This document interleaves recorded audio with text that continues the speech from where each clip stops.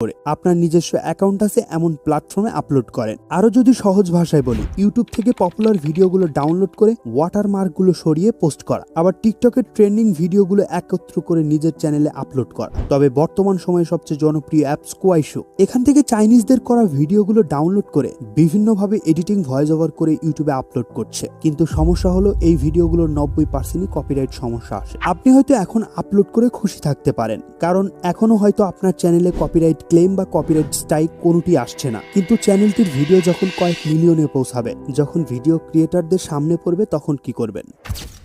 যাই হোক, এখন প্রশ্ন আসতে পারে, এভাবে কি আসলেই টাকা ইনকাম করা সম্ভব? উত্তর হ্যাঁ, কিন্তু আপনি ভাবতেও পারবেন না এই চ্যানেলগুলোর ভবিষ্যৎ কতটা ভয়াবহ। এগুলোতে শুধুমাত্র অল্প সময়ে অ্যাডসেন্স থেকে টাকা আসে, কিন্তু তারপর চ্যানেলগুলোর ধস নেমে আসে। তখন হয়তো কেউ বুদ্ধি কাজে লাগিয়ে চ্যানেলটাকে বিক্রি করে ফেলে, আবার দিন শেষে কারো চ্যানেলটি বন্ধ হয়ে যায়। আপনি ইউটিউবে এমন অনেক